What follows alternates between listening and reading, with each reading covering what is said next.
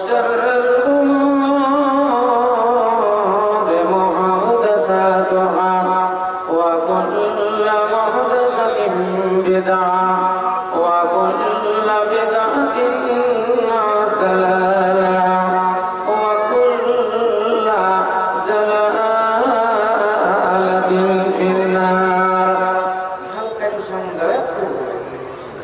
وقال الله تبارك وتعالى في موضع آخر: يا أيها الذين آمنوا هل أدلكم على تجارة تنجيكم من عذاب أليم تؤمنون بالله ورسوله وتجاهدون في سبيل الله بأموالكم وأنفسكم ذلكم خير لكم إن كنتم تعلمون.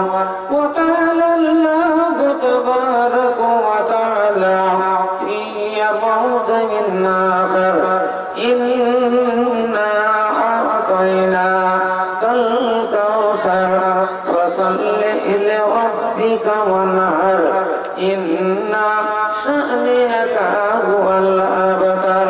وقال الله تبارك وتعالى في موضع آخر: مثل الذين ينفقون أموالهم في سبيل الله كمثل حبة أنبتت 7 سنابل في كل سنبلة 100 حبة والله يضاعف لمن يشاء والله واسع عليم.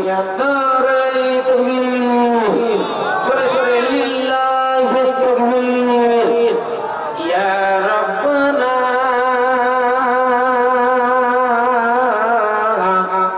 يا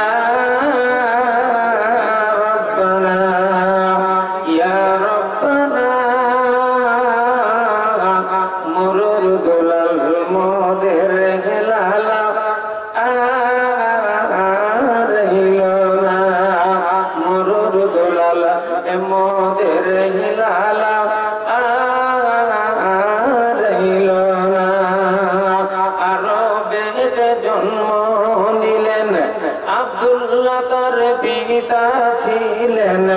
আরবেতে জন্ম নিলেন আব্দুল্লাহ তার পিতা ছিলেন। এ গর্ভে রেখে মারা গেলেন, এ গর্ভে রেখে মারা গেলেন, পিতা রইল না। মুরুর দুলাল মোদের হেলালা রইল না, মুরুর দুলাল মোদের হেলালা রইল না। কুরাইশ বংশে জন্ম নিলেন আমিনা তার মাতা ছিলেন। কুরাইশ বংশে জন্ম নিলেন আমিনা তার মাতা ছিলেন। শিশু রেখে মারা গেলেন, শিশু রেখে মারা গেলেন, মাতা রইল না। মুরুর দুলাল মোদের হেলালা রইল না, মুরুর দুলাল মোদের হেলালা রইল না। খাদিজা এক ধনী ছিলেন, নবীজিকে ডেকে বলিলেন। খাদিজা এক ধনী ছিলেন, নবীজিকে ডেকে বলিলেন, আমার সঙ্গী হইলে পারে, আমার সঙ্গী হইলে পারে, দুঃখ রবে না। মুরুর দুলাল মোদের হেলালা রইল না, মুরুর দুলাল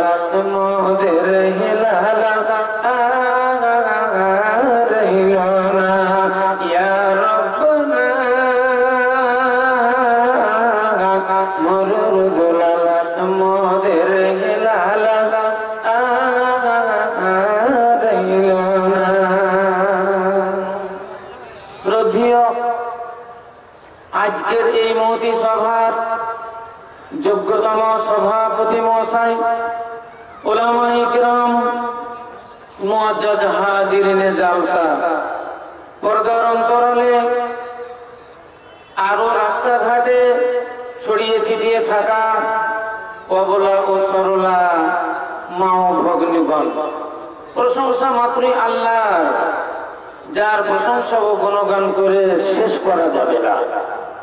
তাই ভক্তি সহকারে আমরা একবার বলি আলহামদুলিল্লাহ। তারপরে পরে আমাদের ইহ জগৎ ও পরজগতের নেতা মুরুর দুলাল সরওয়ারে কায়নাত, নবী কুলের শিরোমণি তাজদারে মাদানী আহমদ মুজতবা মুহাম্মদ মুস্তাফা সাল্লাল্লাহু আলাইহি সাল্লামের উপর লাখ লাখ শান্তির ধারা বর্ষিত হোক। একবার জোরে সোরে বলেন আল্লাহুম্মা আমিন। ভাইয়েরা আমার, আপনারা সকলেই জানেন আপনাদের এই মসজিদের উন্নতি কল্পে পুরা বাগান, এই মসজিদের উন্নতি কল্পে আজকের এই সভা। আর সন্ধ্যা থেকে শুনে আসছেন মান বানা লিল্লাহি মসজিদান বানাল্লাহু লাহু বাইতান ফিল জান্নাহ। আরো একটা হাদিস আল্লাহ রাসূল বর্ণনা দিয়েছেন, আল মসজিদু রাউযাতুম মিন রিয়াজিল জান্নাহ। আরো একটা হাদিস আছে, মৃত্যু ব্যক্তির জন্য ইযা মাতাল ইনসান ইনকাতা আনহু আমালুহু ইল্লা মিন সালাসাতিন ইল্লা মিন সাদাকাতিন জারিয়াতিন আও ইলমিন ইউনতাফাউ বিহা আও ওয়ালাদিন সালিহিন ইয়াদু লাহু। এটা মুসলিম শরীফের হাদিস। আরো একটা হাদিস আল্লাহ রাসূল বর্ণনা দিয়েছেন, আল মাইয়াতু ফিল কবরি কাল গারিকা ফিল বাহরি। ইসলাম দরদি ভাইরা আমার, তাহলে এই মসজিদের উন্নতি কল্পে জালসা সন্ধ্যা থেকে মন মতো কালেকশন হয়নি। আমি মাগরিবের পরে পরে এখানে ঢুকেছি। আমার আইডিয়া ছিল 8টাতে মনে হয় আমার টাইমটা আসবে, তো এই করতে করতে 10:30টা বেজেই গেল। তো যাক, একটু মন মতো আদায়, মন মতো কালেকশন, মোটা অঙ্কের দান আপনারা ভক্তি সহকারে মসজিদের জন্য দিবেন। কেউ দিবেন 1000, কেউ দিবেন 5000, কেউ দিবেন 10000, কেউ দিবেন 1 ব্যাগ সিমেন্ট, কেউ দিবেন 5 ব্যাগ সিমেন্ট, কেউ দিবেন 10 ব্যাগ সিমেন্ট, কেউ দিবেন 1 ট্রলি বালু, কেউ দিবেন 1 ট্রলি পাথর, কেউ দিবেন 1 কুইন্টাল রড। আর যদি মনে করেন আমি মোটা অঙ্কের দাম দিব, অন্যান্য এলাকাতে যেমন আমরা করছি, কোন জায়গাতে 1 লাখ একজনাতেই দিয়ে দিচ্ছে, 50,000 একজনাতেই দিয়ে দিচ্ছে। কারণ অনেকেই জান্নাতের পাগল আছে। আমাদের এই জগৎটা আসল জগৎ নয়, আমাদের আসল জগৎ হলো পরজগৎ। ইহকালটা আমাদের আসল নয়, আমাদের আসল হলো পরকাল। ওই কালটা যেটা বহু লম্বা, এই লম্বা কালটাই হলো আমাদের আসল। অতএব সেই কালের জন্য আখিরাত যাকে বলা হয়, ওই ব্যাংক ব্যালেন্স মোটা অঙ্কের করে করতে হবে। যেমন আপনারা এই দুনিয়াতে পরিশ্রম করছেন, বড় মেহনত করছেন, কেউ সকাল ভোর 4টার সময় বেরিয়ে চলে যাচ্ছে, আবার দেখা গেল সন্ধ্যা 4টার সময় ফিরে আসছে, সারা দিন পরিশ্রম করছে। অনেক লোক দিল্লি, বোম্বে, চেন্নাই, হরিয়ানা, বেঙ্গালুরু চলে গিয়ে তারা ওভার টাইম কাজ করছে, লাগছে এদিকে সকাল ভোর 4টায়, আবার ছাড়ছে হয়তো সন্ধ্যা 6টায়। ডবল ইনকাম করার জন্য, ডবল পয়সা ইনকাম করার জন্য বহু দূর দূর মানুষ সফর করছে। তারপরে দেখা গেল বাড়ি ছিল না, সুন্দর একটা বাড়ি দোতলা তৈরি করলো, গাড়ি ছিল না 4 চাকা একটা গাড়ি সুন্দর করে তৈরি করলো, ব্যাংক ব্যালেন্স ছিল না 2-5 লাখ টাকা ব্যাংক ব্যালেন্সও হলো, আবার ফের দেখা গেল জমি জিরা ছিল না, 2-5 বিঘা জমি হলো। তো বলেন কেমন করে হলো? রাত দিন পরিশ্রম করার পরে এই জিনিসটা হলো। তো এই জগতে যদি আপনি সামান্য কয়েকদিনের জন্য এত পরিশ্রম মেহনত করে এত জিনিসের দরকার হয়, যেখানকার আজীবন থাকবেন, যার জীবনের কোনো হিসাব নাই, যে কালের কোনো হিসাব নাই, যে সময়ের কোনো হিসাব নাই, একটু ইঙ্গিত যদি আপনাদের দেওয়া হয় তাহলে বুঝতে পারবেন। বলেন মানুষ দুনিয়াতে আমরা কতদিন বাঁচি? কেউ মায়ের গর্ভে থেকে চলে যায়, কেউ 10 বছর, কেউ 20 বছর সময় পায়, কেউ 50 বছর, কেউ 60 বছর। যারা ভাগ্যবান হয় তারা 70, 80, 90ও পেয়ে যায়, কেউ আবার 100 বছরও পেয়ে যায়। মনে করে আপনার বয়স হলো 100 বছর, কিন্তু আল্লাহর নবী বলেছেন আমার উম্মতের বয়স হলো 60 সানাতান, আমার উম্মতের বয়স হলো 60 বছর। তাহলে এভারেজে আমাদের বয়স হলো 60 বছর। 60 বছর যার পার হয়ে চলে গেছে, এখন আপনি সুস্থ আছেন, এখন আপনি বাইসাইকেল চালান, এখন আপনি মোটরসাইকেল চালান, এখনো মাঠে ঘাটে আপনি কাজ করেন, আপনার মনে হচ্ছে আমি অনেক দিন বাঁচবো। ইসলাম দরদি ভাইয়ের আমার, পিস্টন যদি হালকা হয়ে যায় কখন গাড়ি থেমে যাবে, তেল যদি কমে যায়, তেল ফুরিয়ে গেলে গাড়ির চাকা বন্ধ হয়ে যাবে, আপনার বাতি নিভিয়ে যাবে, চেরাগের তেল না থাকলে চেরাগ চলবে না, হঠাৎ করে কখন বন্ধ হয়ে যাবে আপনি আদৌ বুঝতে পারবেন না। সেই জন্য 60 বছর যদি পেরিয়ে যায় আপনাকে সবসময় প্রস্তুত থাকতে হবে, সবসময় রেডি থাকতে হবে।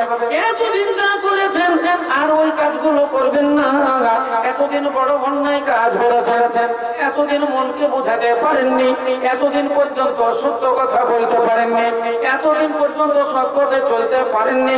এবার আপনি সাবধান হইয়া যান, এবার রেডি হইয়া যান, এবার মসজিদের দিকে রাস্তা নেন, মাদ্রাসার দিকে রাস্তা নেন, আলিম ওলামাদের সঙ্গে লিংক রাখেন, নামাজি দিনদার যারা তাদের সঙ্গে উঠা বসা করেন, মসজিদের সঙ্গে লাউ লাগান, মাদ্রাসার সঙ্গে লাউ লাগান, 5 ওয়াক্ত নামাজি হইয়া যান। পবিত্র রমজান মাহিনা এলে আল্লাহ রাব্বুল আলামিনের সন্তুষ্টি লাভের জন্য ভরা একটি মাস সিয়াম পালন করেন। মসজিদের মানের জন্য 10,000, 20,000, 50,000 টাকা যেটা আপনার দরকার হবে, মন বলবে আখিরাতের জন্য ব্যাংক ব্যালেন্স করে রাখলেন। বন্ধুরা এটাই পেয়ে যাবেন যেটা এখানে দান করবেন, ওহা কুছ নেই হ্যায়, ওখানে কিন্তু কিছু নয়। আর দুনিয়া মাজরাতুল আখিরা, দুনিয়াটা হলো আখিরাতের ক্ষতি। এখানে যেমন পরিশ্রম করে তৈরি হলেন, যখন দেখলেন আপনার জমা হয়ে গেল, এবার আনন্দ করে খান, এবার ফুর্তি করে খান, আর ফুরাবে না।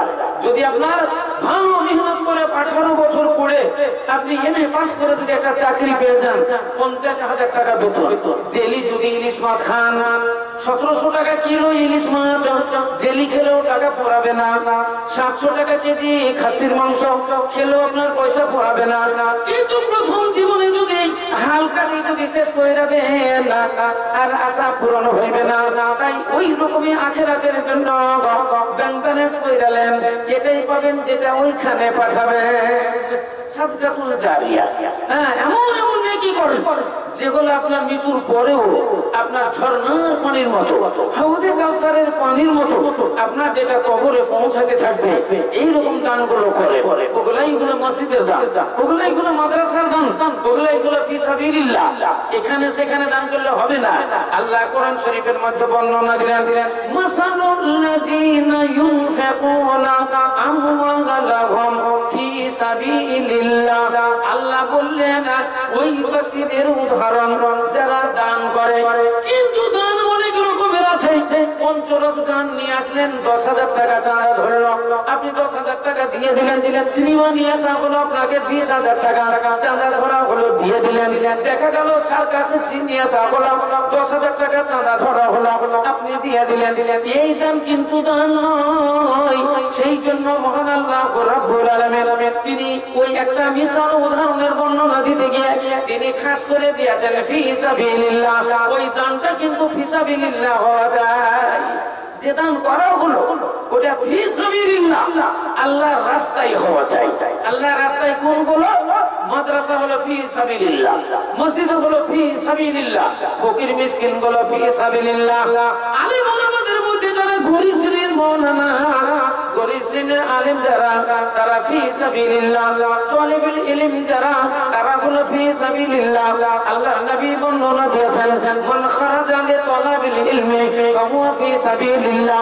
ইসলাম ধর্মের শিক্ষা করার জন্য, কোরআনের শিক্ষা গ্রহণ করার জন্য, হাদিসের বাণী শেখার জন্য, আল্লাহ রাসূলের বাণী শেখার জন্য বাড়ি থেকে যারা বেরিয়ে চলে গেল, ফাহুয়া ফি সাবিলিল্লাহ।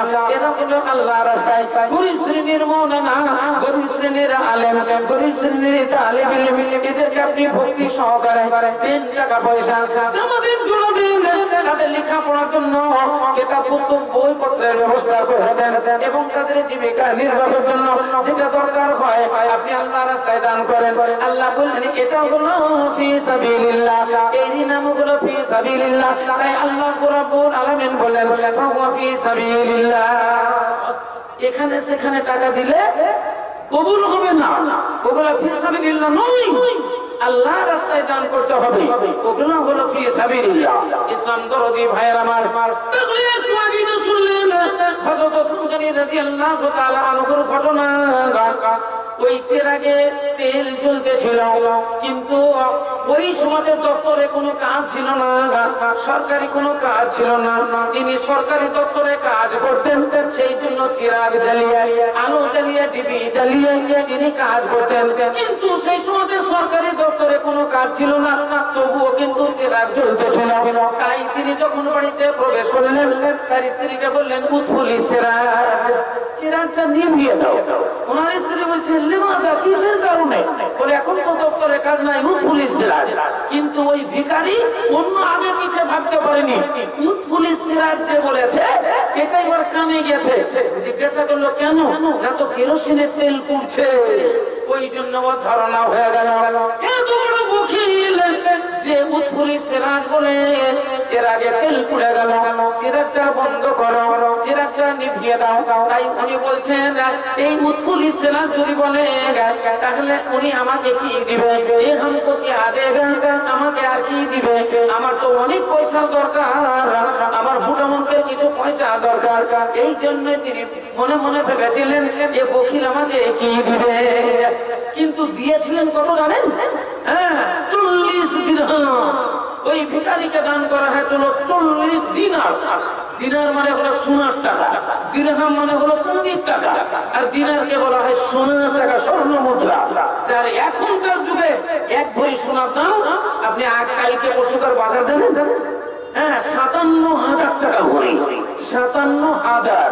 একটা সোনার টাকার দাম 57,000। সেই স্বর্ণ মুদ্রা